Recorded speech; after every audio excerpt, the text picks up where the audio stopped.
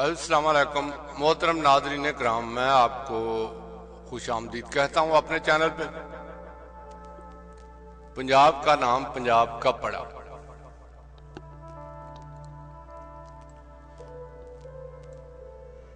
پنج اور آپ کے الفاظ سے مل کر بننے والا یہ لفظ یعنی پنجاب، پنجابی، فارسی زبانوں کے ملاپ کا مستند و زندہ ثبوت ہے۔ ان دونوں زبانوں میں قدیم عہد سے ایک سانجھ ہے، ایک مثال دونوں زبانوں میں پرچلت گنتی کی جا سکتی ہے، جس میں 2، 5، 2، 50 جیسے کئی اعداد کے نام سانجے ہیں۔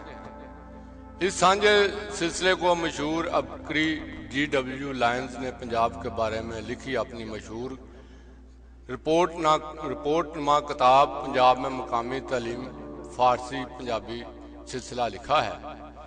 یہ پنجابی فارسی سلسلہ کتنا پرانا ہے، اس بارے میں عمومی تاثر یہی ہے کہ بادشاہ اکبر کے دور میں فارسی کا چلن ہمارے ہاں بڑھنے لگا تھا، تو شاید اس سلسلے کا اضافہ بھی یہی ہوگا کہ اس لیے اکثر سمجھدار لوگ بھی یہ دلیل دیتے نظر آتے ہیں کہ پنجاب کا نام تو اکبر بادشاہ کے دور میں رکھا گیا تھا۔ یہ بات کہنے والوں نے اگر مہابھارت، رامائن، یونانی تحریریں اور البرونی ابن بطوطہ ہی کی کتب پڑھی ہوتی تو یہ بات نہ کرتے۔ فارسی زبان سے پنجابی اور اس خطے کی دیگر زبانوں کا رشتہ جاننے کا ایک زندہ ثبوت ہمارے رسم الخط ہیں۔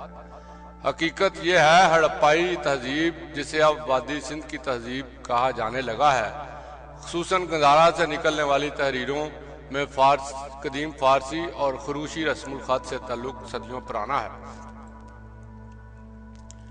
اشوک بادشاہ کے عہد میں پہاڑوں پر کندہ کیے گئے جو کتبے ملے ہیں، ان میں دیوتاگری اور خروشی رسم الخط میں لکھی تحریریں بھی ہیں۔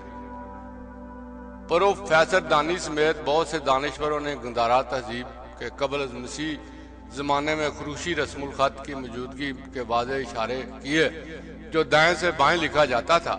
اس طرح کم از کم 2 پارسی سلطنتوں میں، جن کا مرکز بلخ تھا، وادی سندھ کا علاقہ شامل رہا ہے، جن میں ایک عہد 530 قبل از مسیح ہے، جس کا بادشاہ سائرس بہت مشہور تھا۔ خود گندھارا تہذیب کا پھیلاؤ بھی مغربی ایشیا کی طرف تھا۔ ایسے میں ہندو شاہیہ سلطنت بھی اس معاملے میں گندھارا کی پیش رو تھی۔ اب یہ بات کی جائے کہ پنجاب کے نام کا حوالہ کتنا قدیم ہے۔ قدیمی کتب میں 5 دریاؤں کی سرزمین کا ذکر وافر ہے، جس کا حوالہ دیا جائے گا۔ ان 5 دریاؤں میں ساتلج، راوی، جہلم اور چناب شامل تھے کہ ماضی قریب کے لٹریچر میں سندھ کو نکال کر بیات شامل کیا گیا، جو ساتلج کا ایک ذیلی دریا تھا۔ پہلی بار پنجاب کا لفظ کس نے استعمال کیا، اس حوالے ہمیں فارسی اور پنجابی کی بجائے لاطینی اور یونانی زبانوں کے قدیم لٹریچر میں ملتا ہے۔ پنجاب کے لیے جا بجا پینٹا پوٹامیا کا نام استعمال کیا گیا۔ پینٹا لاطینی میں 5 کو کہتے ہیں، اور لفظ پوٹامیا کو سمجھنے کے لیے عراق کے پرانے نام میسو پوٹامیا کو دیکھیں۔ میسو تو 2 کو کہتے ہیں، دجلہ اور فرات کے دریاؤں کی درمیان دوابہ کو میسو پوٹامیا یعنی 2 دریاؤں کی والی سرزمین کہا گیا ہے۔ اس پیرائے میں پنجاب کو باہر سے آنے والوں نے اپنے لٹریچر میں قدیم دور کی پینٹا پوٹامیا لکھا ہے۔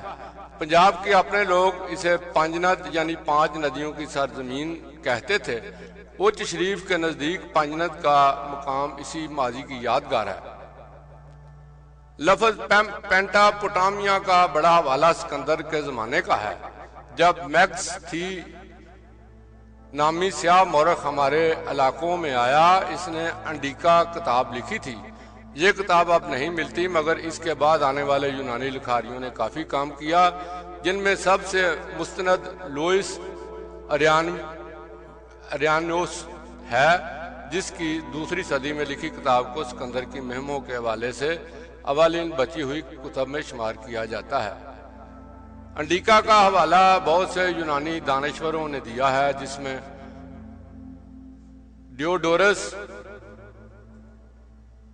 میکولس، جغرافیہ دان اسٹرابو، پالینی بھی شامل ہیں۔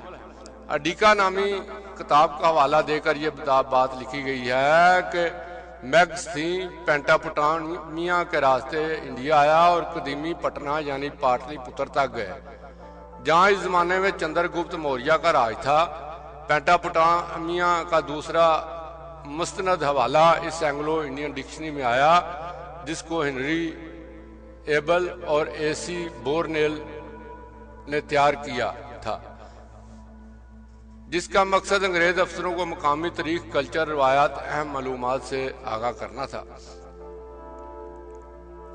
قدیم عہد سے یونانیوں مہابھارت اور رامائن کے حوالے دینے کے بعد ڈکشنری میں مشہور عرب سیاح مسعودی کا حوالہ ہے کہ جو ہمارے خطے میں 940 کے قریب آیا۔ مشہور کتاب فتوح البلدان، شہروں کی فتح کے مصنف البلادری نے بھی مسعودی کی لکھتوں کا حوالہ دیا ہے۔